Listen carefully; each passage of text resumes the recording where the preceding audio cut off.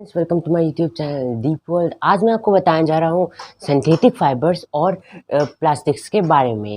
आपने जो सोचा होगा ये क्लॉथ्स कैसे बनते हैं, मैं बताता हूँ। क्लॉथ्स से फैब्रिक्स से बनते हैं और फैब्रिक्स फाइबर्स से आता है और फाइबर्स नेचुरल और आर्टिफिशियल दोनों तरह के रिसोर्सेज से मिलते हैं।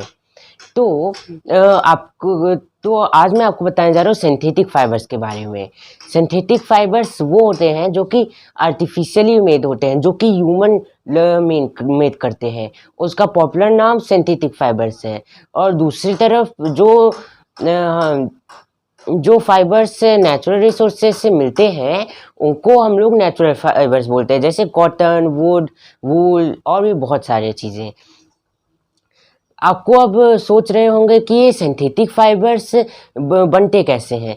सिंथेटिक फाइबर्स एक चेन होती है जो कि स्मॉल यूनिट्स से बनती है।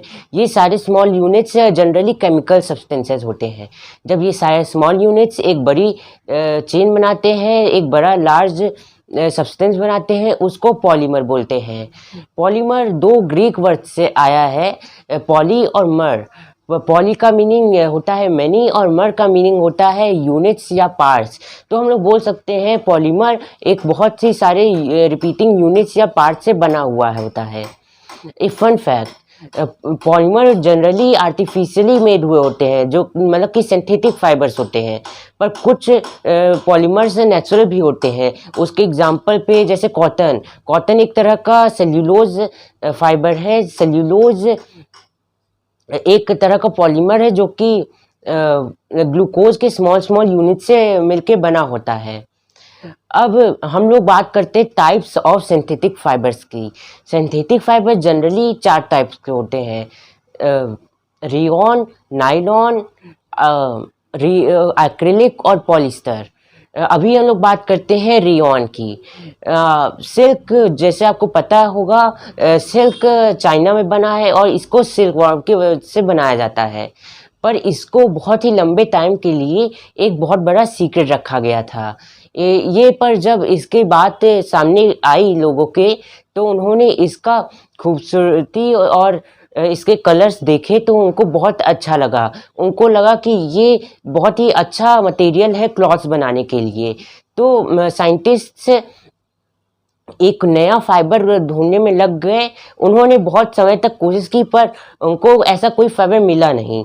पर 19वीं सेंचुरी के एंड में उनको एक ऐसा फाइबर मिला जो कि सिल्क फाइबर के बहुत ही ज़्यादा क्लोज है, मतलब कि उसमें ज़्यादातर प्रॉपर्टीज सिल्क फाइबर से मिलती जुलती होती हैं। उस फाइबर का नाम रखा गया आर्टिफिशियल सिल्क, या फिर हम लोग उसको बोल सकते हैं, जैसे अभी मैंने आपको बोला, रेयॉन। रेयॉन एक तरह का आर्टिफिशियल सिल्क होता है जिसको वुड पल्प की मदद से बनाया जाता है। चाहे वुड पल्प एक नेचुरल सोर्स से आया है, पर फिर भी उसको आर्टिफिशियली बनाया गया है केमिकल्स और भी बहुत सारी चीज़ों के द्वारा। तो हम लोग इसको एक सिंथेटिक फाइबर्स या फिर आर्टिफिशियल रिसोर्स की मदद से बना हुआ आर्टिफिशियल फाइबर भी बोल सकते हैं। जनरली सिल्क बहुत ही महंगा होता है, कॉस्टली पड़ता है, और पर बहुत ही सुंदर होता है। उसी तरफ रेयॉन जो होता है ये भी बहुत खूबसूरत दिखता है, पर सिल्क के मुकाबले बहुत ही चीप होता है। इसकी वजह से इसकी पॉपुलैरिटी बहुत ही ज़्यादा है।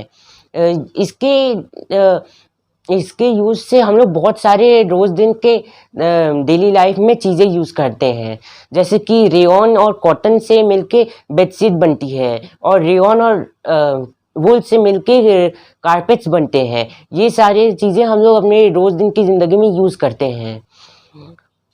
अब बात करते हैं नायलॉन के बारे में। नायलॉन भी एक तरह का सिंथेटिक फाइबर है जो कि बहुत ही पॉपुलर है।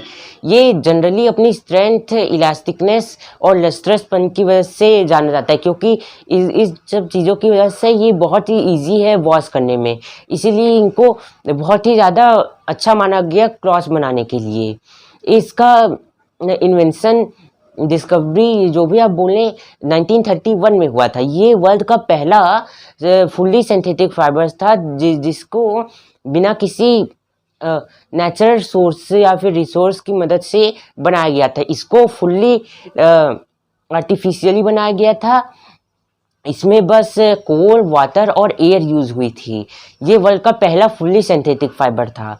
ये आप रोज़ दिन इस नायलॉन की बनी बहुत सारी चीज़ें यूज़ करते हैं, सॉक्स और रोप्स, टेंट्स, स्लीपिंग बैग्स और सबसे मेन कार की सीट बेल्ट्स, जो कि हम लोग को सिक्योरिटी पहुंचाती हैं कार में, और भी बहुत सारी चीज़ें आपको पता नहीं होगा हो सकता है, पर नायलॉन से पैराशूट और माउंटेन में चढ़ने वाले रोप्स बनते हैं। इस आपको अंदाज़ा हो गया होगा ये कितना स्ट्रांग होता है। आपको पता है क्या कि नायलॉन एक नायलॉन का थ्रेड एक स्टील की वायर से ज़्यादा स्ट्रांग होता है। अब आप अंदाज़ा लगा सकते हैं ये कितना स्ट्रांग होता है। अब हम लोग बात करते हैं पॉलिस्टर और एक्रिलिक के बारे में। पॉलिस्टर पॉलिस्टर एक तरह का सिंथेटिक फाइबर है जो कि बहुत ही अच्छा माना जाता है चीज़ें बनाने के लिए। इससे बना हुआ क्लॉथ से बहुत ही सूटेबल होता है क्लॉथिंग के लिए। ये नायलॉन की तरह इतना स्ट्रांग नहीं है, पर फिर भी इससे बहुत ज़्यादा यूज़ होते हैं पॉलिस्टर के। आपने ज़रूर अपने आसपास के लोगों को पॉलिस्टर पहनते हुए देखा होगा, क्योंकि ये बहुत ही पॉपुलर क्लॉथिंग का आजकल है। ये इसका सबसे पॉपुलर फॉर्म टेरिलीन होता है। टेरिलीन एक तरह का पॉलिस्टर है जो कि बहुत ही अच्छा माना जाता है। इससे बना हुआ फाइबर जो होता है फैब्रिक, वो क्लॉथिंग बनाने के लिए बहुत ही यूज़ में आता है और बहुत ही अच्छे इसमें से क्लॉथ्स बनते हैं। अगला जो पॉलिस्टर है पीईटी या पेट भी बोल सकते हैं, इसका फुल फॉर्म है पॉलीथिलीन टेराफेथालेट। इसको भी बहुत ही अच्छा माना गया है। ये जनरली बॉटल्स, फिल्म्स, वायर्स और भी बहुत सारी चीज़ें जैसे यूटेंसिल, इन सबको भी बनाने के लिए यूज़ किया जाता है। ये बहुत ही स्ट्रांग होता है नायलॉन की तरह, इसीलिए इनसे ये सारी चीज़ें बनाने के यूज़ होता है। पॉलिस्टर दो शब्दों से बना है, पॉली और ईस्टर। ईस्टर जो होते हैं आपको नहीं पता होगा, या पता है तो मैं बताता हूँ। ईस्टर जो होते हैं वो जनरली एक केमिकल सब्सटेंस होते हैं जो कि फ्रूट्स को अपनी स्मेल देने में मदद करते हैं और वेजिटेबल्स को भी। ये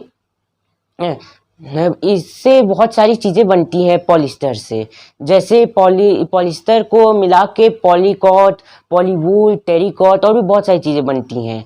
जैसे आपको नाम से पता चल गया होगा, पॉलीकॉट, पॉलीवूल दो चीज़ों के मिक्सचर है। पॉलीकॉट पॉलिस्टर और कॉटन का मिक्सचर है, और पॉलीवूल पॉलिस्टर और वूल का मिक्सचर है। ऐसी टेरिकॉट और भी बहुत सारी अलग अलग चीज़ों के मिक्सचर हैं। आप जनरली देखते होंगे वूल आप सर्दियों में पहनते होंगे, स्वेटर्स और भी बहुत सारी चीज़ें, शॉल्स, पर जनरली ये सारे वूल्स के नहीं होते हैं। कुछ वूल के होते हैं जो कि नेचुरल सीप और भी बहुत सारी चीज़ों से बनते हैं, पर जो दूसरे आर्टिफिशियल वूल होते हैं उसको एक्रिलिक बोलते हैं।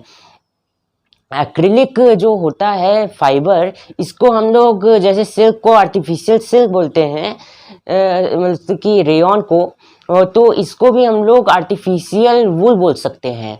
इसका नाम एक्रिलिक है और ये वूल की तरह ही बहुत ज़्यादा हीट प्रोवाइड करता है, और ये बहुत अच्छा होता है सर्दियों में, विंटर्स में ओढ़ने के लिए। ये जनरली केमिकल सब्सटेंसेस से बनता है, और ये आपको पता नहीं होगा, पर ये और वूल जनरली बहुत ही सिमिलर दिखते हैं। ये जैसे जहाँ पे वूल बहुत ही कॉस्टली होता है, यहाँ पे ये सिंथेटिक फाइबर एक्रिलिक बहुत ही ज़्यादा चीप होता है, जिसकी वजह से ये एक बहुत ही पॉपुलर क्लॉथिंग के लिए सब्सटेंस है, फाइबर है। आपने नोटिस किया होगा सिंथेटिक फाइबर्स के कैरेक्टरिस्टिक्स के बारे में। अगर नहीं किया तो मैं आपको बताता हूँ। सिंथेटिक फाइबर्स जो होते हैं, जब हम लोग उनको जलाते हैं तो नॉर्मल जैसे पेपर्स हुए, इन सब की तरह वो बर्न नहीं होते हैं, ये सारे मेल्ट हो जाते हैं, क्योंकि इनमें आर्टिफिशियली केमिकल्स और भी बहुत सारी चीज़ें मिली होती हैं। इसकी वजह से ये बर्न की जगह मेल्ट हो जाते हैं। इसीलिए हम लोग किचन या फिर कोई भी फायर प्लेस में ऐसे सिंथेटिक फाइबर्स पहन के नहीं जाते हैं। अगर कोई भी आदमी सिंथेटिक फाइबर्स पहन के गया और उसमें आग लग गई तो वो सिंथेटिक फाइबर्स से उससे इंसान के पर्सन के शरीर में चिपक जाएगा, जो कि बहुत ही डिजास्ट्रस चीज़ होती है।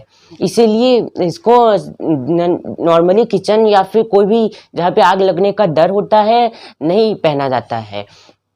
जो कुछ पॉलिस्टर्स और एक्रिलिक, रेयॉन, नायलॉन, मैंने जो भी आपसे बोला ये सारे बहुत ही अच्छे होते हैं फाइबर्स। ये बहुत ज़्यादा ड्यूरेबल होते हैं, लंबे समय तक चलते हैं। इसके लिए बहुत सारे अलग अलग फैक्ट्रीज लगाई जाती है, क्योंकि ये इनकी पॉपुलैरिटी बहुत ज़्यादा है। आप जब बाहर जाते हैं, रेन होती है, बारिश होती है, तो आप क्या करेंगे? अम्ब्रेला जनरली यूज़ करेंगे। और पर आपको पता है अम्ब्रेला कैसे बनता है? अम्ब्रेला भी सिंथेटिक फाइबर्स की मदद से बनता है, जो क्योंकि सिंथेटिक फाइबर जैसे मैंने आपको बताया बहुत ही ड्यूरेबल और स्ट्रॉन्ग होते हैं। इसकी वजह से इनकी पॉपुलैरिटी बहुत ज़्यादा है और इसकी वजह से इनको जनरली बहुत सारी चीज़ों में यूज़ किया जाता है।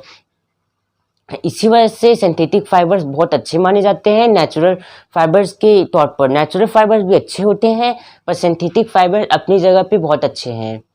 आज के लिए बस इतना ही। इस चैप्टर का अगला पार्ट जिसमें मैं प्लास्टिक के बारे में बताऊंगा आपको, वो मैं अगली वीडियो डालूंगा। उसके लिए आप उस वीडियो और आने वाली कोई भी वीडियो को देखने के लिए आप मेरा चैनल सब्सक्राइब कीजिए और बेल आइकन जरूर दबाएं, जिससे मेरी आने वाली वीडियोस की नोटिफिकेशन आपके तक सबसे पहले पहुंच पाए।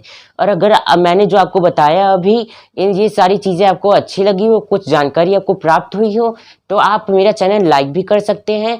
और अगर आपको कुछ अपने विचार देने हो तो आप नीचे कमेंट सेक्शन में टाइप करके कमेंट भी कर सकते हैं।